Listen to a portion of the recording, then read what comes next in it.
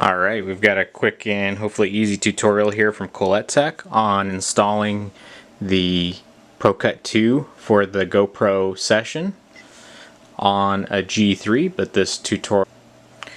Alright, the first thing you want to do is determine the placement of where you want your GoPro on your helmet.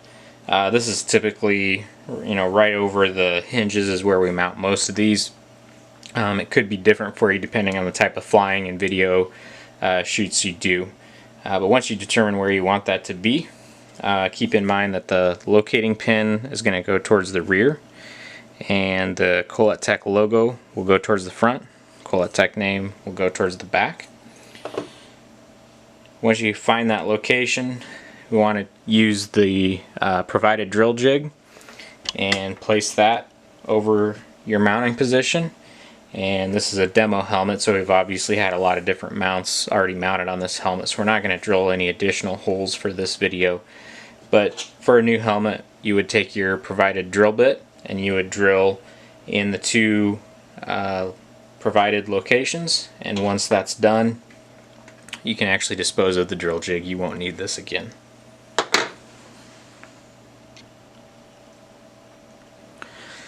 For this next step, you're going to take the small provided closing loop, and you're going to take the small washer, and we're going to slide that washer onto the closing loop.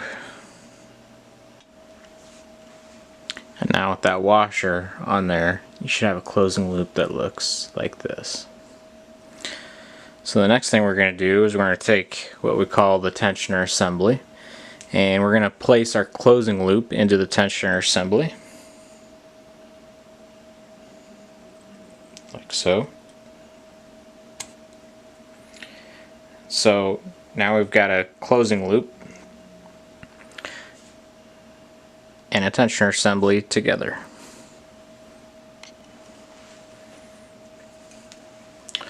Once we have our closing loop and our tensioner assembly together, we're going to insert it into the base, and we're going to pull that closing loop all the way through.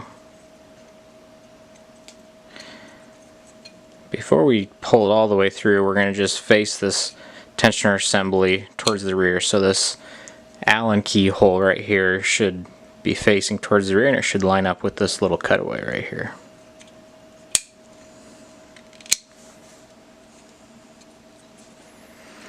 Alright.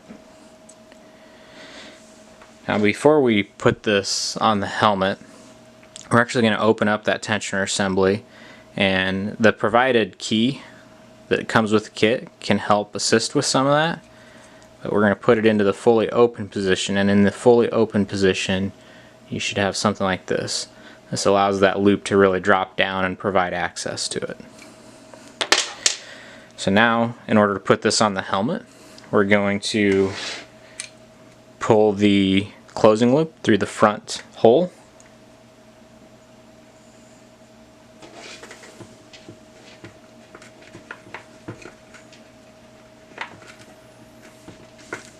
So now you should have a helmet that looks something like this.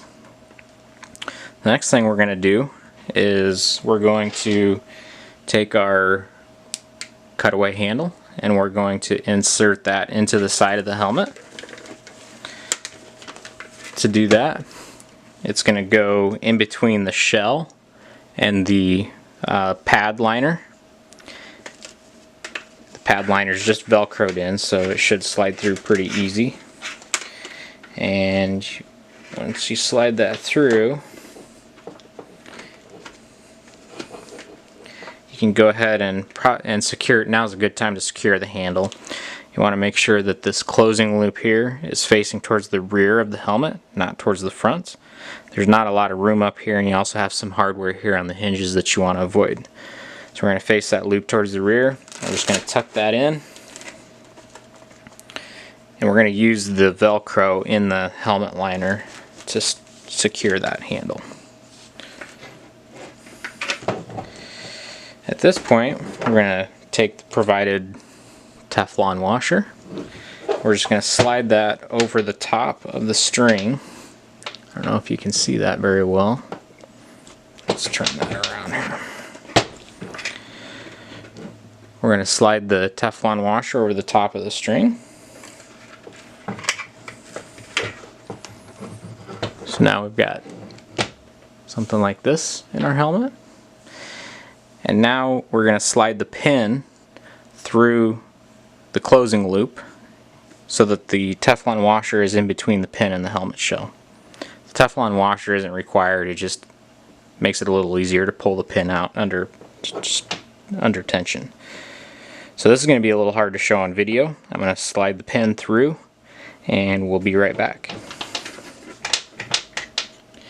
Alright, so I've slid the pin through the closing loop. I haven't tightened it yet. We'll show you how to do that here in a second.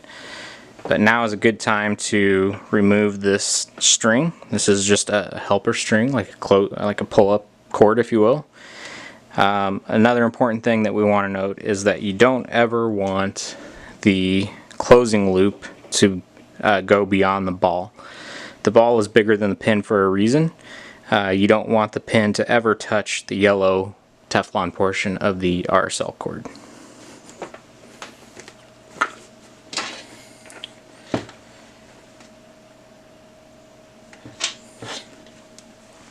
So now you should have a mount that's loosely positioned on your helmet.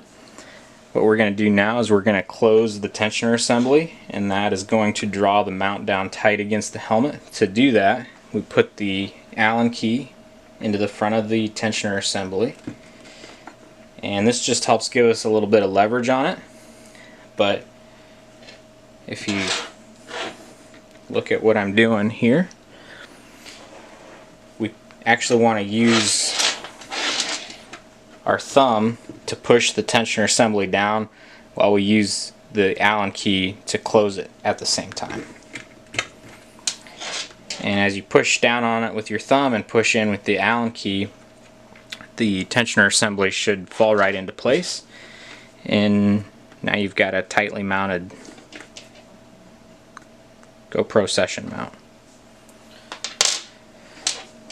The rest is pretty easy. We've just got a thumb screw on the back of the mount here that we're going to take out. And this back door should slide right out. I typically slide the GoPro in with the power button on the top and replace the back door and the thumb screw.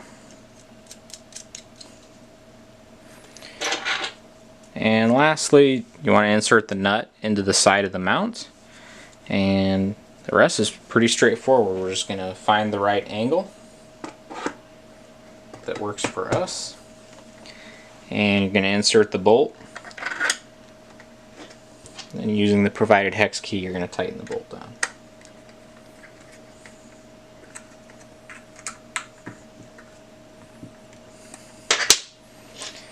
And that's it, folks. Now you've got a snag resistant ProCut2 mount that you can cut away. In order to cut this away, it's as simple as just grabbing this handle and giving it a pull.